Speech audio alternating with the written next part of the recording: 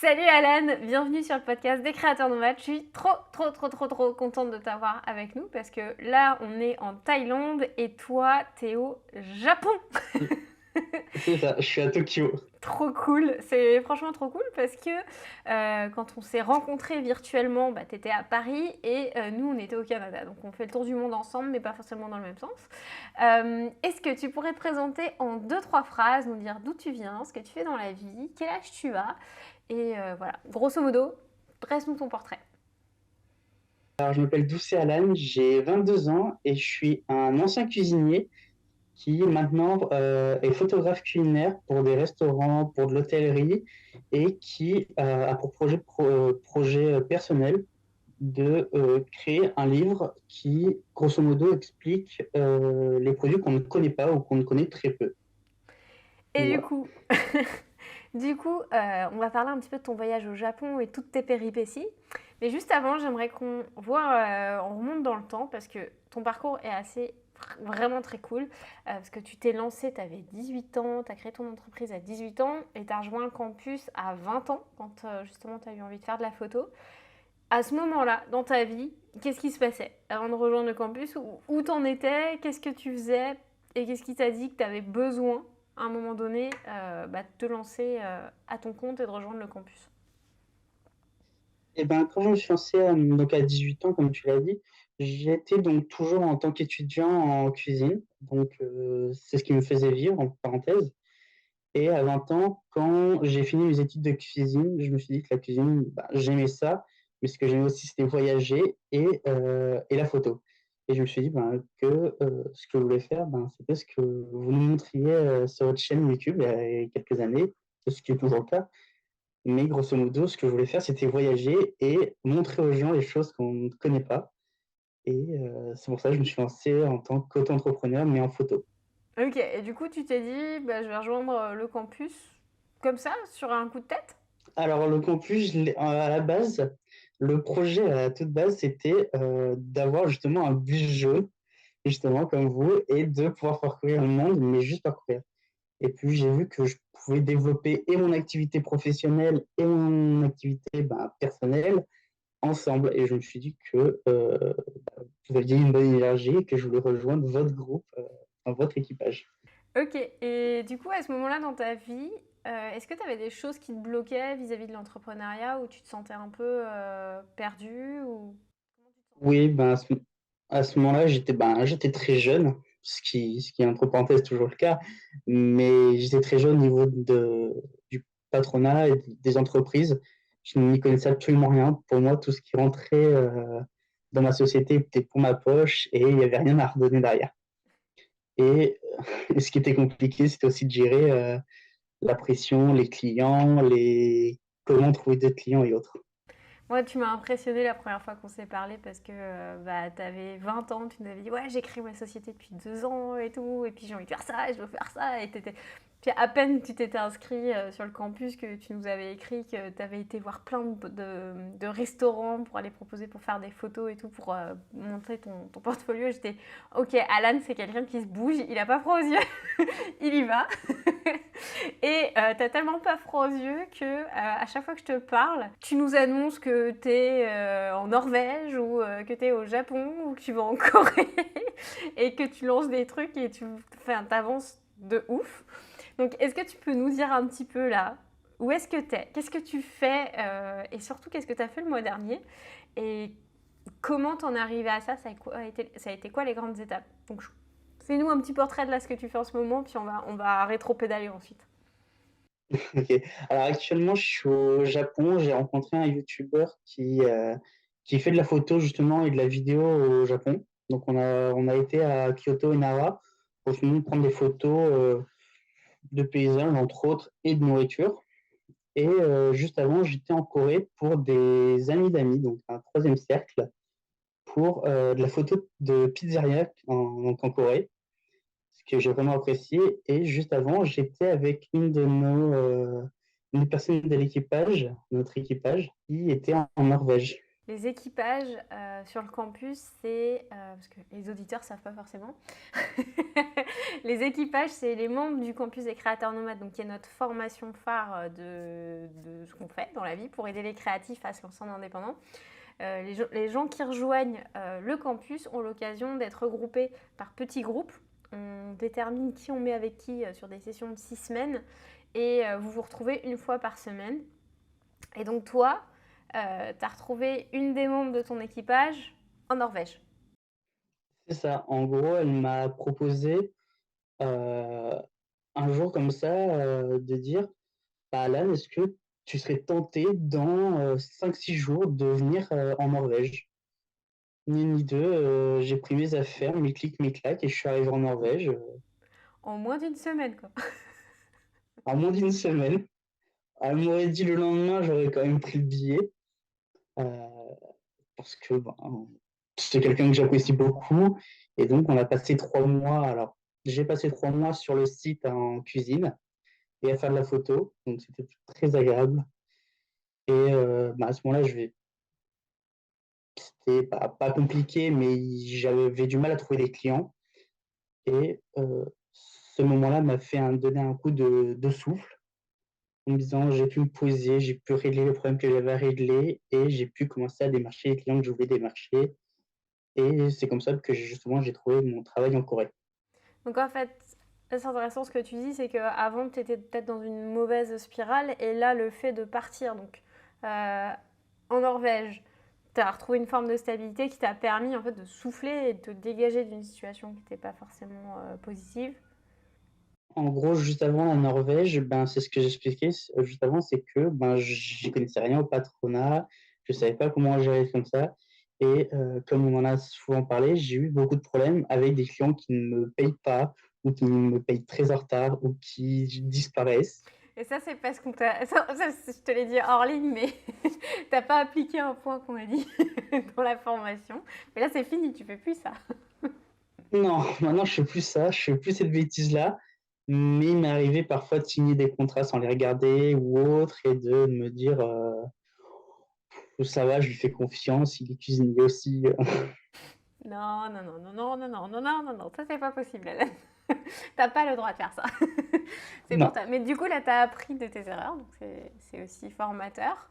Des fois, on peut nous dire, je me souviens quand j'étais au lycée, non pas au lycée, à l'école Boulle, il y avait un de nos profs qui nous disait attention, quand vous sortirez de l'école et que vous aurez vos premiers clients, ne faites pas tel et tel truc. Oui, oui, oui. Puis tant que t'as pas mis la main dans le feu et que C'est ça, tant que tu l'as pas fait une fois. c'est ça. Tu te dis, ok, c'est bon. Ah, d'accord, j'ai compris. Et donc là, tu es en Norvège avec Salomé. Et Oui. de là, tu as ton contrat pour la Corée qui tombe un peu comme ça ou c'est toi qui as lancé la perche pour avoir ce contrat? Alors, j'ai lancé la perche juste avant de venir en Norvège à des amis en disant, bah, si vous connaissez quelqu'un qui potentiellement a besoin de photos de cuisine ou autre, ben, je suis là, je suis dispo. Et quand je suis en Norvège, je les ai relancés à 2 ou 3 reprises jusqu'à ce qu'il y en ait un qui me dise, ah ben moi j'ai quelqu'un justement qui serait intéressé potentiellement pour ça. Et bah, ça tombait pile sur le moment où justement, quoi qu'il se passe, je sais, j'allais venir en Asie pour les voyages et pour rencontrer la personne que j'ai rencontrée. Et puis bah, c'est tombé parfaitement, donc on a conclu un deal, on va dire ça comme ça. Tu nous as dit que tu avais rencontré un YouTuber au Japon. Comment t'as fait? Il n'est pas youtubeur, il est plus Instagrammeur, mais grosso modo, c'est ce qu'on. Parfois, on discutait avec notre équipage que ce qu'il fallait faire, en fait, c'est souvent peut-être rencontrer quelqu'un qui connaît peu de monde ou qui a peu de visibilité et commenter, le soutenir et autres. Et puis, de fil en aiguille, on a vu qu'on avait les mêmes centres d'intérêt et que ben, il était cool, j'étais cool, donc on s'est dit qu'on allait se rejoindre quand je serai au Japon à Tokyo, à Kyoto. Alors du coup, il était parce je pense qu'il a quand même une petite communauté. J'avais vu qu'il avait 20 000 abonnés sur YouTube Ouais. et sur Instagram, il a une communauté qui est plus grosse. Je crois que oui. Là, tu disais qu'il avait pas beaucoup de visibilité. Eh ben, juste avant que Nico DT qui est aussi un photographe et qui aide à avoir des idées de photos, le mettre en avant, bah, pas tant que ça. Et moi, je suis arrivé pile justement au bon moment et on a commencé à discuter, puis on a sympathisé tranquillement. D'accord. Du coup, c'est intéressant parce que tu as vraiment commencé à créer ton réseau avec cette personne. Et qu'est-ce que tu as retenu de cette expérience d'aller rencontrer quelqu'un que tu as rencontré sur Instagram à l'autre bout du monde? Ben, c'est très intéressant parce que, alors, moi qui suis un fan du Japon, je suis, je suis la personne qui dit être en colère sur le Japon. Et quand on s'est rencontrés, il m'a appris tellement de choses. Euh, Justement, c'est pour ça que je le remercie entre parenthèses. Mais il m'a appris beaucoup de choses, il m'a montré beaucoup de choses, il m'a fait découvrir surtout beaucoup de choses. Donc c'était super cool. Et il m'a appris surtout à... bah, je sais que j'ai un appareil photo, mais lui, en tant que vrai professionnel, m'a montré des petites techniques que je ne connaissais pas. Du coup, là, tu t'es fait une petite formation photo avec quelqu'un qui touche là-bas. C'est trop bien. Et, et en fait, au final, ce que j'aime bien dans ton histoire, c'est qu'en gros, ce que tu fais, c'est que t'oses. Parce qu'il y a plein de personnes qui auraient paniqué à l'idée de se dire, ok, je vais aller en Norvège avec Salomé que j'ai rencontré sur le campus, que j'ai jamais vu en vrai. Puis je vais partir en Corée pour aller faire un shooting photo. Et en plus, après, je vais voir quelqu'un que j'ai rencontré sur Instagram au Japon. Euh, Qu'est-ce qui t'allume comme ça, qui te dit que, ok, faut y aller? Est-ce que des fois tu doutes ou tu vas en mode... Ah, avant de cliquer sur l'envoyer, je doute beaucoup. Je me dis que au pire, la personne verra mon message et si elle dit oui, c'est super, ce qui se passe très souvent. Si elle me dit non, bon, bah, elle m'aura vu une fois dans sa vie et puis ça, on en reste là. Ouais. Non, mais grosso modo, c'est ça. C'est bête à dire. Je vais prendre un exemple qui est tout bon. Mais là, par exemple, je suis à Tokyo et on sait que les onsen, bon, bah, il faut être nu, ce qui, dans notre culture française, n'est pas la chose facile. Et quand je suis arrivé dans les bains la première fois, je me suis dit, oh, au pire, les personnes me verront une fois dans leur vie. Ils parlent pas ma langue, ça s'arrêtera là. Et puis, de toute façon, je fais comme eux. Donc voilà. Bon. Moi, je suis ressortie du onsen, j'ai fait non, j'y vais pas. J'ai pas eu ton courage. Ah ouais, moi, j'en prends tous les 2 jours, c'était tellement agréable. J'ai clairement pas eu ton courage par rapport à ça. Et tu me disais en off que du coup, là, tu as fait ton contrat en Corée. Que... qu'est-ce que tu as retenu de cette expérience-là? Est-ce que, je sais pas, en Corée, tu as découvert des choses et des... C'est moins dur de faire de la photo de cuisine en France qu'en Corée, Pourquoi? parce que c'est pas du tout le même style que de ce qu'ils attendent. Ils attendent pas à mettre de la couleur, comment dire, bah, de disposer les couleurs et d'avoir des choses visuellement jolies. Ce qu'ils veulent, c'est que ça soit compréhensible. S'il y a de la viande, il faut voir absolument la viande, mais vraiment de très près. Le fromage, il faut vraiment comprendre que c'est tel fromage et c'est pas un fromage parmi tant d'autres. C'est ça et puis c'est tout. Il faut vraiment que ça soit précis. Ah, c'est intéressant, c'est-à-dire que c'est pas sur le fait de donner faim, c'est vraiment sur le fait de donner de l'information. C'est ça. Et alors ça a été, sur le moment, ça a été très dur bah, quand on me l'a expliqué, on m'a montré plusieurs cartes d'autres restaurants. Et je ne comprenais pas parce que quand j'étais justement en France, donc j'ai fait quelques shootings photos. Et par exemple, j'ai une bêtise, sur une pizza 4 fromages, pour apporter de la couleur, je mettais à côté des petites tomates cerises ou du basilic ou autre, ce qui est joli. Alors que là, non, non, tu mets la pizza, tu mets le fromage en gros si tu veux le montrer, mais ça faut que ça soit juste compréhensible. Ah, c'est incroyable. C'est marrant ces différences culturelles au niveau de l'image, parce tu sais, on a des codes hein, universels de nos cerveaux qui sont câblés d'une certaine manière pour comprendre certaines choses, mais la culture peut tellement avoir un impact sur la lecture d'une image après, c'est dingue quoi. Et alors, et c'est encore plus dur en Turquie. Ah ouais? Parce que, attends, tu nous parles de la Ah ouais. Turquie, là on peut repasser... Oui, Qu'est-ce oui, bien sûr, désolé. qu'est-ce que tu as été faire en Turquie? Ah non, pour la Turquie, j'y suis juste allé en tant que pour voyager, pour rencontrer les gens et Ok, visiter tout court. Comment. d'accord.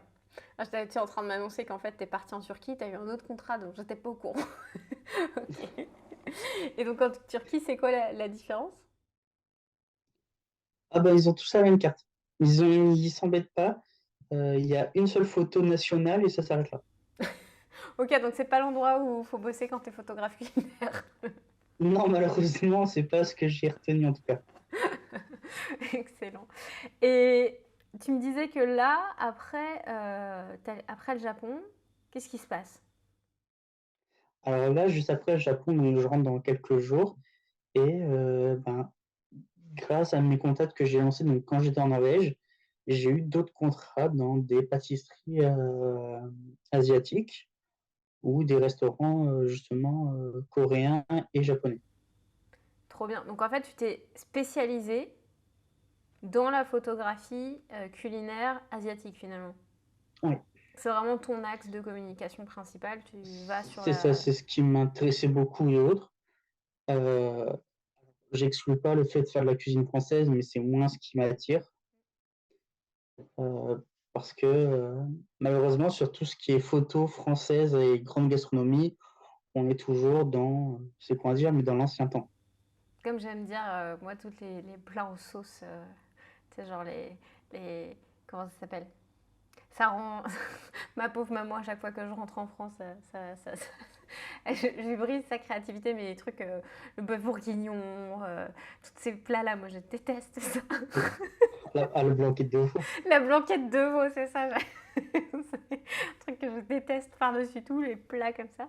Mais ce que je trouve intéressant, c'est que souvent on se dit bah, la photographie culinaire, c'est déjà une spécialité en termes de photos. Et toi, tu vas en spécialité photographie culinaire et Japon. Et en fait, tu as mélangé des sujets qui t'intéressent pour finalement aller sur bah, quelque chose qui est un peu plus unique dans ta communication. Et tu as commencé à lancer ton projet perso, on en a parlé, qui s'appelle... Qui s'appelle... Carnet noir. Ouais, trop bien.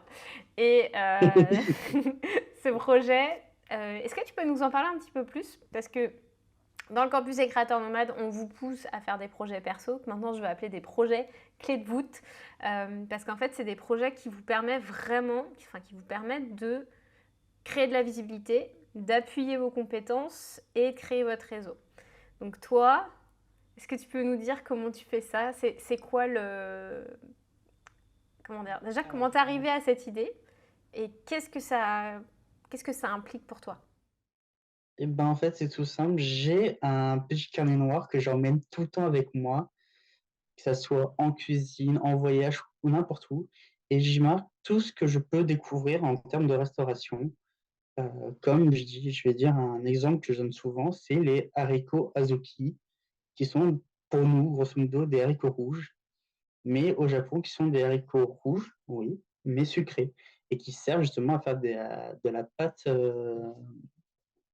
de haricots rouges sucrés, justement, pour faire des dorayaki, qui est un dessert japonais. Et c'est quelque chose en France qu'on ne connaît pas, et qui est très agréable en bouche et qui est très cool à découvrir, euh, un peu comme le yuzu ou d'autres citrons. Parce qu'on a une multitude de fruits ou de légumes qu'on ne connaît pas dans le monde et qui sont très intéressants à découvrir, ou même les épices de Turquie qui sont aussi très intéressantes à découvrir. Et toi, donc, tu notes tout ça et ensuite, qu'est-ce que tu en fais? Ensuite, alors j'en fais des photos. Alors j'en fais des photos du produit brut et je le transforme en trois plats différents. Donc un plat de basique qu'on peut tous faire à la maison, accessible à un enfant, un plat de restaurant assez basique et j'essaye de faire quelque chose assez... alors, c'est ce qu'on essaye en ce moment, c'est de faire un plat luxueux avec par exemple des haricots azuki. Ce qui est plus compliqué vu que c'est un produit du peuple, dirons-nous. Et du coup, à partir de ça, de tes recettes, tu les partages et tu vas en faire un livre, c'est ça? C'est ça, j'ai un blog que j'anime, ainsi qu'un compte Instagram où justement je publie, je donne mes recettes et j'essaie de faire découvrir aux gens la possibilité de découvrir de nouvelles choses et de pouvoir s'alimenter, peut-être pas mieux, mais différemment. Est-ce que tu avais déjà ce projet-là avant de rejoindre le campus ou c'est dans le campus que tu l'as formalisé? Alors j'avais l'idée de, alors c'était un peu avant de vous rencontrer, mais je passais par la cuisine. Je voulais enfin, faire découvrir euh, d'autres gastronomies en passant par la France. Ok, mais tu savais pas Je trop sais pas encore si comment le formaliser à ce moment-là, je pense. c'est ça, c'est pour ça que j'ai passé, quand j'étais étudiant, j'ai passé beaucoup de concours pour justement découvrir pas mal de choses et je me suis spécialisé justement dans la cuisine japonaise. Ok. Et donc là, tu as lancé ton projet Carnet Noir. Qu'est-ce que tu l'as mis en place? Tu as lancé ton blog, tu as commencé à faire ton Instagram. J'espère qu'on va avoir encore plus de réalisations dessus. D'ailleurs, on va remettre les liens dans la description pour que les personnes puissent découvrir ton blog et ton Instagram. Qu'est-ce que ça t'a apporté de commencer à mettre en place ce projet? Il y a le fait d'avoir mis mon compte Instagram, de l'avoir partagé avec des cuisiniers, alors pas des formateurs internet, mais des formateurs en cuisine. Et je sais que j'ai maintenant un de mes anciens profs qui des fois utilise mes recettes que je lui envoie une fois par mois pour les montrer à ses élèves et de leur montrer que, par exemple, en Asie, il y a tel produit ou en Turquie, il y a telle épice qui ne sont pas connues et qui sont pourtant plus utiles que celles qu'on utilise actuellement, nous, en France. Et donc là, tu es en train de me dire qu'un de tes profs te prend comme une référence en fait. Alors, oui et non, en fait, il avait déjà, alors quand on était étudiant avec lui, il nous avait dit: «Dès que vous faites quelque chose, vous nous l'envoyez et de toute façon, je le montrerai à mes élèves».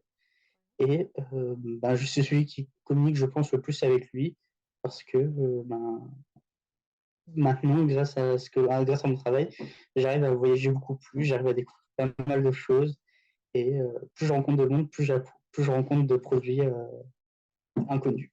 Est-ce que tu as découvert des nouveaux trucs en Norvège? Oui, je vais pas avoir le nom, alors en plus, c'est grâce à Salomé que je l'ai découvert. C'est en grosso modo, c'est une framboise, alors je crois que ça s'appelle framboise gelée ou un truc dans le genre.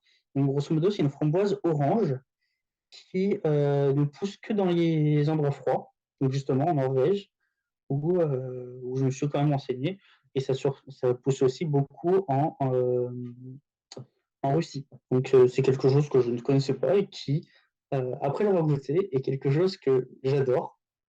Et je comprends pourquoi Salomé en dévorait des pots et des pots par semaine, euh, parce que c'est vraiment bon. Et justement, là, tu parlais de Salomé. Est-ce que tu peux raconter un petit peu ce que ça t'a apporté à toi, les équipages, dans ton processus pour te lancer justement voyage à travers le monde? Qu'est-ce que tu penses que ça apporte à un créateur d'avoir accès justement à une communauté comme les équipages? Alors je vais revenir justement un tout petit peu avant les équipages. Juste un peu avant les équipages, je ne bougeais plus. Je ne faisais plus rien. Et grosso modo, je restais chez moi et je cherchais ce que je pouvais faire, comment avancer et autres. Et quand les équipages ont débarqué, ça m'a permis d'être boosté et grosso modo de nous entraîner, vu qu'on était tous soit cuisiniers, soit photographes culinaires. Et ça nous a permis de nous motiver, de nous remettre sur les rails. Ouais, parce qu'en fait, on crée des équipages quand on peut, des équipages thématiques. Puis on avait vu vos profils, justement, on s'était dit, ah c'est cool, ils ont un lien avec la cuisine, avec la découverte du monde et tout, on va les mettre ensemble. Et ça a fait des étincelles. Et vous êtes Ouais. retrouvés à l'autre bout du monde. Et qu'est-ce que tu penses que tu aurais jamais accompli si tu n'avais pas rejoint le campus ou plus difficilement? J'aurais pas voyagé autant. Depuis que j'ai rejoint le campus, j'ai beaucoup, beaucoup voyagé, que ce soit en France ou dans le monde, ce que je ne pensais pas faire avant de rejoindre l'équipage. Enfin, je pensais le faire, mais dans un plus longtemps. Je pensais que commencer à voyager autant que ce que je fais actuellement dans 15 ou 20 ans. Ok, Et donc tu as gagné 20 ans. oui, grosso modo, en cuisine, malheureusement, on peut voyager, mais on a quand même plus de mal à voyager qu'un photographe. Pourquoi? Parce que malheureusement, quand on arrive dans un pays, il faut comprendre très vite la langue pour pouvoir s'adapter très vite à la restauration et il faut connaître aussi les produits qui sont déjà sur place. Ce qui, comme j'ai expliqué, n'est pas toujours le cas euh, parce que on ne connaît pas la culture qu'il y a là-bas.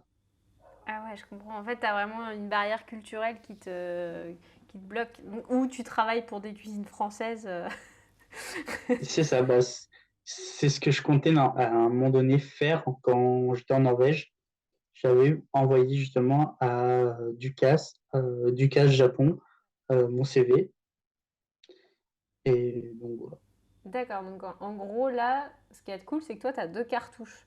Tu peux te dire, bah, en ce moment, j'ai envie de faire de la photo ou en ce moment, je peux faire de la cuisine. Tu as le choix, en C'est fait. ça. C'est trop- Et dans les deux cas, j'ai mes deux sociétés qui sont ouvertes et je peux passer de l'un à l'autre sans problème. Et ça a été facile pour toi de te dire que tu pourras avoir ces deux casquettes-là? Alors, facile, non. Bonus, oui. Qu'est-ce que tu veux dire par là? C'est que j'ai fait des études de cuisine parce que c'est vraiment ce qui me plaît. Et j'adorais voyager, enfin, j'adore voyager. Le problème, c'est que la cuisine me bloquait beaucoup parce que souvent, en cuisine, faut rester plusieurs mois pour comprendre quelque chose et autre. Alors que là, je peux voyager, je peux rencontrer du monde et en même temps, je peux cuisiner comme ce qui nous est arrivé, comme ce qui m'est arrivé il y a quelques jours dans une guest house où, quand on était en pleine discussion avec plein de monde, on s'est mis à cuisiner chacun un petit truc. On a tous piqué dans les assiettes des autres et on a tous ramené notre bouteille, on a tous bu tous ensemble. C'est très agréable. Du coup, tu as créé du lien grâce à la bouffe. C'est ça, ce que je pense ne m'aurait jamais arrivé avant longtemps. J'avais fait que de la cuisine. Ah, mais c'est incroyable. Ton parcours est incroyable, Alan. Et qu'est-ce que tu penses qui a été les grandes étapes pour toi, pour te dire, bah, aujourd'hui je voyage, j'ai des clients, je m'éclate, entre le Alan de il y a 2 ans et le Alan d'aujourd'hui? Les grandes étapes, le syndrome de l'imposteur, enlever ce syndrome qui est juste la pire chose qui peut nous arriver. Simplement parce que c'est à ce moment-là qu'on baisse les bras en disant bah non, on n'est pas légitime, on n'est pas autre. Alors qu'en vrai, si. Personne n'est plus légitime ou moins légitime que l'autre. Il faut juste se dire bon, j'ai envie de faire ça, voilà, je le fais. Il y a une phrase qui est connue qui me revient souvent, c'est de toute façon, on n'a qu'une vie, donc bouge-toi si tu veux la bouger. Et la deuxième phrase, c'est rien n'est jamais écrit par avance. Donc justement, si j'avais pas bousculé le fait de devenir photographe, actuellement, je serais en cuisine, en train de bosser comme un starbé en cuisine. Donc là, ta première étape, c'est de dépasser ton syndrome de l'imposteur. Est-ce que tu as eu une technique? Bah, on vient de le dire. Et est-ce qu'il y a un autre élément qui t'a aidé à le dépasser, ton syndrome de l'imposteur? Mis à part te dire que. Oui, justement, c'est l'équipage qui m'a énormément aidé en me disant, ben non, voilà, maintenant, cette semaine, tu nous fais ça, ça, ça, ça, et on veut voir les résultats dans la semaine prochaine. Et la semaine d'après, on veut que tu aies fait ça, ça, ça, ça. Et alors, ça, c'était les premières semaines. Et les semaines suivantes, c'était, ben voilà, j'ai fait ça, ça, ça, ça, ça, ça. Et j'en ai même rajouté par-dessus, au point que mon équipage me dit, mais va dormir à un moment donné. Ok, t'as été chaud bouillant après. C'est que j'enchaînais la cuisine, la photo, le montage, dès que je pouvais faire quelque chose, je le faisais. Tant que j'étais pas épuisé. Donc là, t'as ton syndrome de l'imposteur, première étape pour toi à dépasser. Ensuite, c'est quoi la deuxième étape? Pour quelqu'un qui sera à ta place, là, qui se dit comment on fait. Se faire un réseau. Même si la personne a 3 abonnés ou même zéro, tant qu'elle a envie de faire ce que vous faites, enfin, de partager et que vous avez envie de partager, il faut la suivre. Enfin, il faut juste créer du lien Et je dis, ben voilà, on est ensemble, on fait la même chose, on peut même s'entraider, on peut même se voir un jour, comme on l'a fait avec Salomé. On peut, euh, on peut grandir et construire un truc, que ce soit à un, à deux, à trois ou à plusieurs. Surtout que tu peux grandir ensemble en fait, parce que tu peux partir où toute une équipe débute ensemble, mais quand tout le monde grandit ensemble, l'effet est encore plus fort et Bah, ça fait un effet boule de neige. ouais, exactement. Puis là, tu viens de le raconter avec l'Instagrammeur. Tu veux le nommer parce que c'est un peu bizarre de l'appeler l'Instagrammeur. Nicolas Vauter. Ok, donc Nicolas Vauter, tu l'as rencontré, il n'avait pas encore une grosse communauté, puis là, il commence à grandir, mais tu t'es pas dit, ah bah non, il n'a pas d'abonnés, je ne veux pas le suivre, ça m'intéresse pas. Tu as aimé son travail et vous aviez des points communs. Donc toi, ça a été le réseau, puis tu as vraiment l'air de bien savoir le manier. Et est-ce que tu as une troisième étape ou un troisième point important dans l'évolution sur ton parcours? Oui, se bouger les fesses. Faire ce qu'on a envie. Non, mais c'est vrai, hein. C'est vrai à dire, mais se bouger les fesses et faire ce qu'on a envie. Faut pas rester dans sa chambre pendant 2 mois, comme je l'ai fait à un moment donné, en me disant, bon, je vais planifier ça, ça va marcher comme ça. Non, non, c'est pas comme ça que ça fonctionne. Maintenant, même si on dit, enfin, même si tout maintenant est sur Internet et qu'on peut tout voir depuis sa chambre, ben oui, mais pour le construire, il faut sortir malheureusement. Et justement, sortir de sa chambre et sortir de chez soi, euh, ben ça fait de l'activité, ça fait bouger surtout, ça fait rencontrer du monde. C'est parfait. Voilà, et Tu c'est ça, et rejoins. vivre sa passion en fait. On vous le dit souvent, pour les personnes qui rejoignent la formation, c'est génial, on peut vous donner plein d'outils, vous aider au maximum, apporter tout ce qu'on peut. Mais si vous ne passez pas à l'action, bah, vous n'aurez pas de réponse. Tu ne sais pas si ce que tu vas faire va être bon ou pas bon. Et surtout, bah, si tu passes pas à l'action, il n'y a rien qui se passe, tu es en inertie. Donc prends les choses qu'on te donne, applique-les, et puis tu vas voir si ça marche pas, puis tu vas essayer d'éviter que tu fasses plein d'erreurs pour te donner un maximum d'outils. Mais c'est clair que si tu bouges pas, il n'y a rien qui se passe. Et toi, tu as vraiment pris le truc au mot, tu vas à 200%.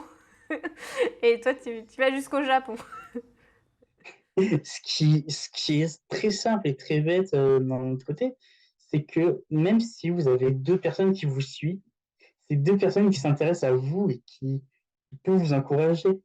C'est ce qui s'est passé lors de l'un de vos lives, juste après m'avoir nommé mon compte Insta et ce que je faisais après avoir parlé un peu. J'ai eu plein de personnes qui m'ont dit, mais ouais, mais c'est trop bien ce que tu fais, j'adore ce que tu fais, j'espère que tu vas continuer. Et puis moi, c'est un sentiment qui est très agréable, en fait d'être encouragé. Et c'est surtout des gens qui apprécient ce qu'on fait et ce qu'on partage. Et tu t'attendais à ça, donc de rejoindre le campus? Non, Tu t'attendais à du quoi? tout. Alors, je vais être blessant pour certains, mais bon, c'est comme ça.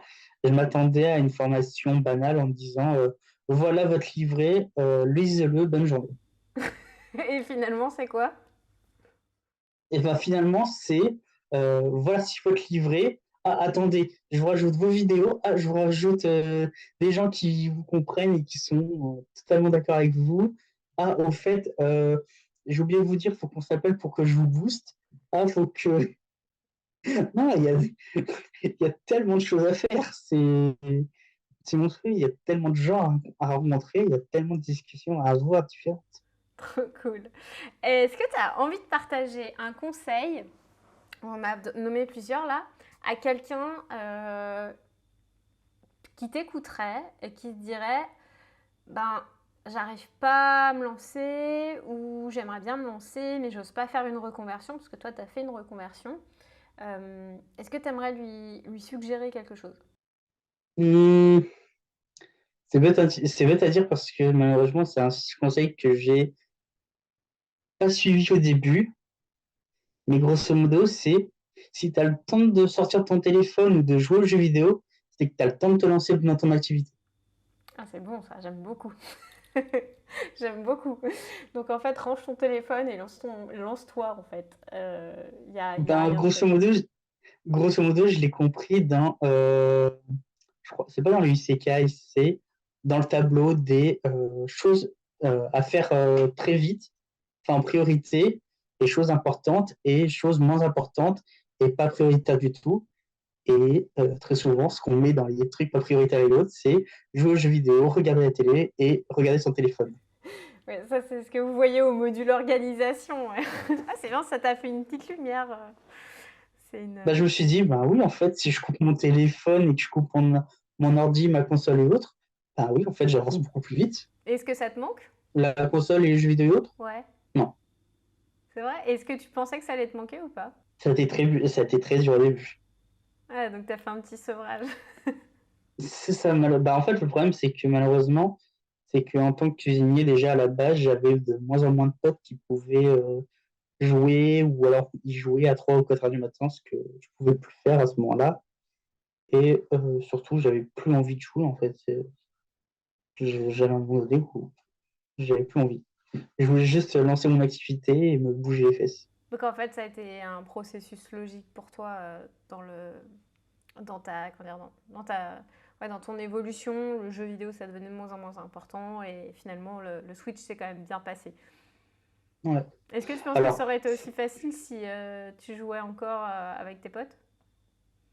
non, pas du tout. Bon, je sais même pas je sais même pas si j'aurais créé ma société de cuisine.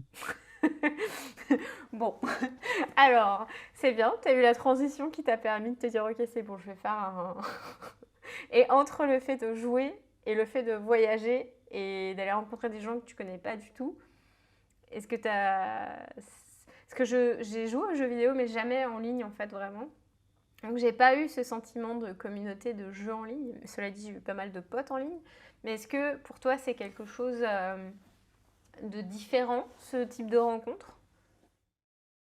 Oui, oui, oui, oui. Les gens qu'on rencontre en voyage, c'est des gens qui soit sont justement en voyage comme nous, soit qui sont originaires du pays et qui veulent nous apprendre des choses. Alors que les gens avec qui on joue en ligne sont des personnes qui sont comme nous, qui réfléchissent comme nous et qui fait la même chose que nous, enfin, qui veut juste jouer et, se motiver à jouer en fait. Donc, est-ce que ça t'apporte finalement au quotidien ce changement de Alan qui avait 18 ans à Alan de 22? Les deux apportent de la communauté, mais c'est pas la même communauté.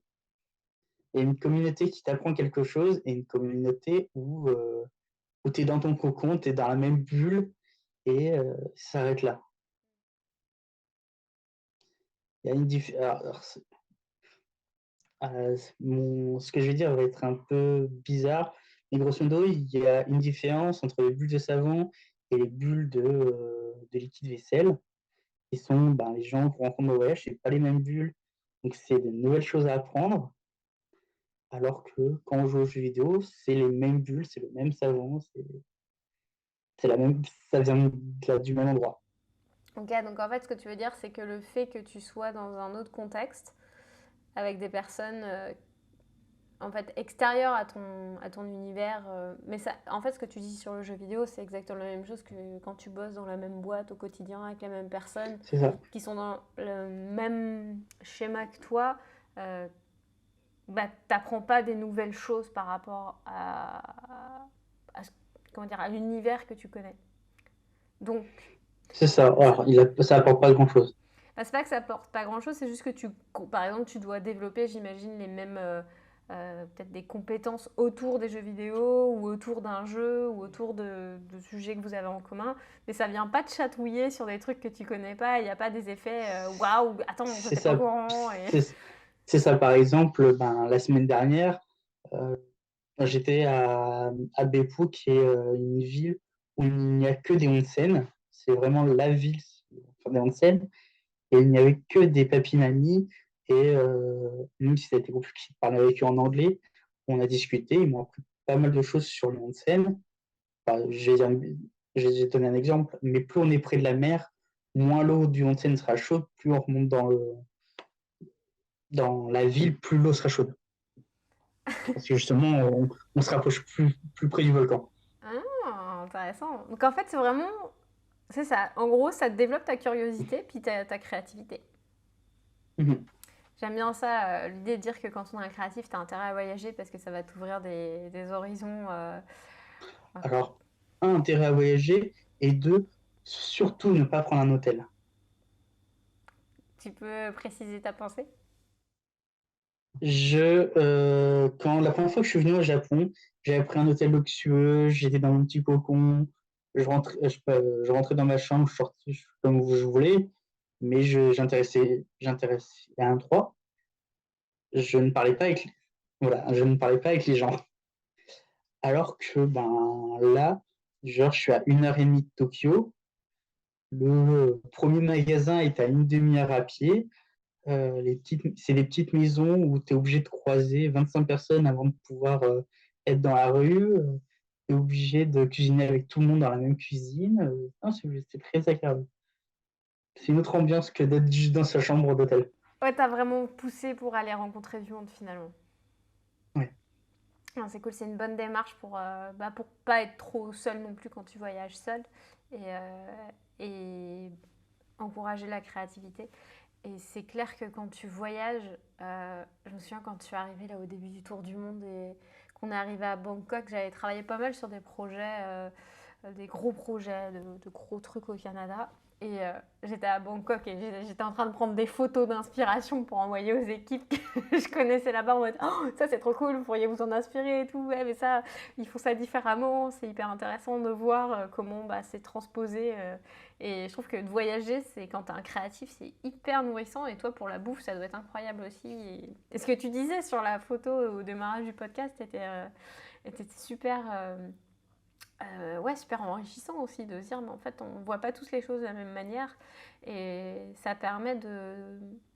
Le voyage permet vraiment de changer soi-même et d'avoir vraiment un autre regard sur le monde. Je sais pas si ça t'a fait cet effet, mais moi, après 3 mois au Canada, ma vie a complètement changé de A à Z. Il y a tout qui a changé. Et pour le mieux.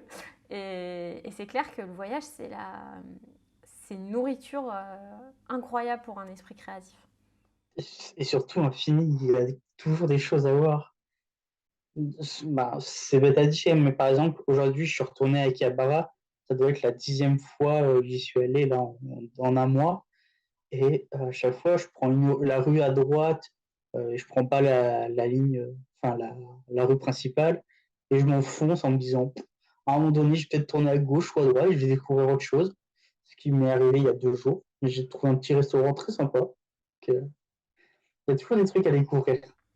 Et est-ce que tu as pensé pour Carnet Noir à faire des portraits justement quand tu tombes sur un resto comme ça et de raconter cette expérience-là dans ton blog? Alors non, mais je l'ai transmis sur un autre compte. Euh, mais malheureusement, je ne les ai pas encore publiés. J'en ai des tas, mais il faudrait vraiment que je me mette à les publier parce que c'est vraiment très intéressant et surtout qu'on ne se doute pas un seul instant ce qu'on peut découvrir au coin d'une rue. Ouais. Surtout au Japon, c'est fou parce que je me souviens, on était dans un Airbnb, vraiment, mais une petite maison qu'on avait louée chez quelqu'un, on avait une chambre chez lui. Et donc on était vraiment loin des quartiers touristiques. Puis tu sais, on voyait, parce que le Japon, ils n'ont pas des grandes devantures pour te dire c'est un restaurant. Tu sais, il y avait genre des Non, tentures et puis il faut rentrer un peu. même, même pas, des fois, c'est juste une feuille de papier en te disant, voilà, c'est au 6e étage de ce bâtiment-là. Jamais de la vie, en tant qu'Européen, on penserait à monter dans un immeuble d'habitation pour aller trouver au 6e étage un restaurant. Ouais, non, mais c'est hyper surprenant. Et je me suis dit, on est rentré dans ce restaurant et ils nous ont tous regardé en mode c'est quoi ces deux personnes qui déboulent là? Et puis on a essayé de communiquer avec eux et il y a tout le resto qui s'est mis autour de nous pour nous aider à choisir ce qu'on allait mettre dans notre assiette, dans cette espèce de restaurant tout caché. Euh, c'était assez chouette. Donc j'ai hâte de lire justement tes découvertes à ce sujet-là. Est-ce que tu aimerais dire un petit mot aux personnes qui hésiteraient à rejoindre le campus et qui se diraient bah, tiens, je sais pas si j'y vais, je sais pas si j'y vais pas, est-ce que c'est fait pour moi? Grosso modo, si vous avez actuellement vous n'avez pas encore d'idée de ce que vous voulez faire, et vous savez que vous voulez absolument changer, et que vous voulez voyager ou même découvrir des choses, oh, faut venir parler avec nous. Faut absolument venir en discuter, comprendre de nouvelles choses, apprendre de nouvelles choses, et nous derrière, on va juste vous pousser à vous dire: «Bah, allez, fais-le! Qu'est-ce qui t'empêche de le faire?» Parce que vous êtes vraiment une chouette communauté. Nous, on vous regarde faire, là, on est waouh, ils sont incroyables. Quand je lis vos histoires, il y a des moments où c'est même pas toi qui m'as dit que tu étais allé rejoindre Salomé en Norvège. Je me demande si c'est pas Manon ou Maëlys qui est venue nous le dire Si, si, à ça doit être l'occasion d'un truc. Maëlys, je pense. J'étais, mais Alan, qu'est-ce qui se passe?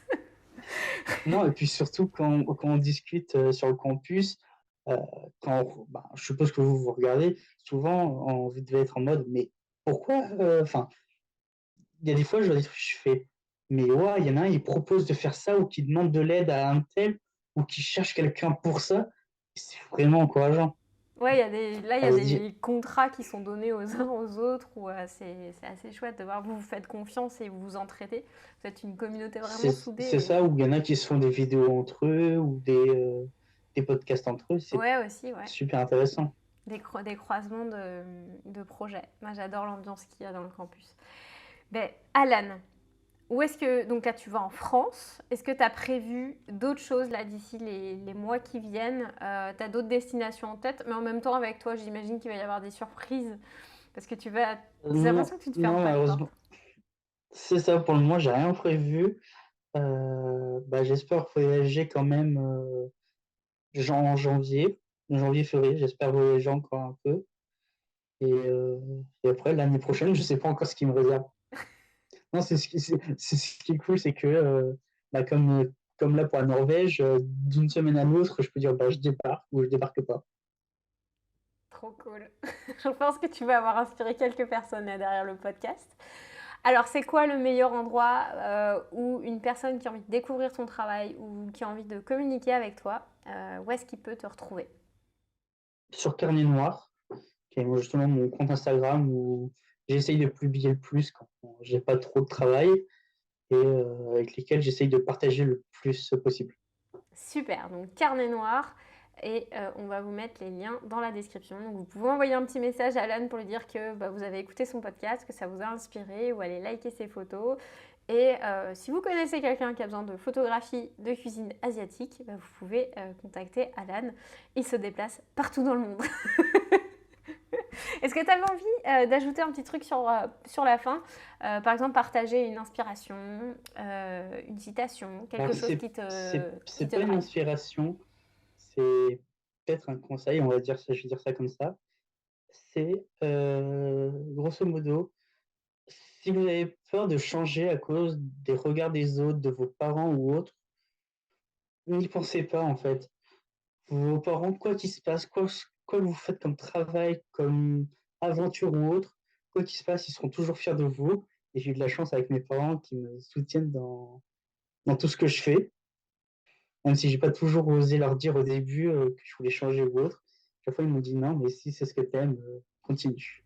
Ah, c'est chouette. Ils ont été compréhensifs. Ça, c'est cool quand les parents sont compréhensifs. C'est pas toujours le cas, mais quand c'est pas le cas, tu peux rejoindre une communauté qui va te soutenir et t'encourager. Et surtout, c'est ta vie après tout. Donc, tu fais pas ta vie pour tes parents, tu fais ta vie pour toi. Et puis, si tu es épanoui dans ce que tu fais, ça va rayonner sur tes parents. Même si au début, ils auront peur, ce qui est normal, hein. Ils ont envie d'avoir que leurs enfants, ça se passe bien. Mais en même temps, si t'es pas épanoui, que tu fais un burn-out et que tu es déprimé, etc., ils vont pas être non plus très heureux de te voir six pieds sous terre. Donc, vaut mieux que, à un moment donné, tu leur fasses un peu peur. Mais après que tu t'épanouisses et que tu t'éclates dans ce que tu fais et que ça rayonne autour de toi aussi. Quand on est bien dans son job, quand on est bien dans sa vie, Mmh. on est bien avec les autres. Ça, et puis il y a toujours moyen de remonter à un moment ou un autre. Comment? Et puis il y a toujours un moment donné où on peut remonter, que ça Ok. soit par une corde, par une échelle ou autre. Tu veux dire quand tu es en mode ça va pas trop C'est ça. C'est ce qui est arrivé avec l'équipage qui m'a donné une boîte sur ça justement. trop. Enfin, c'est incroyable. Je trouve ça trop bien qu'on ait pu vous permettre de vous rencontrer et que vous ayez eu cette énergie tous ensemble d'avancer. Donc,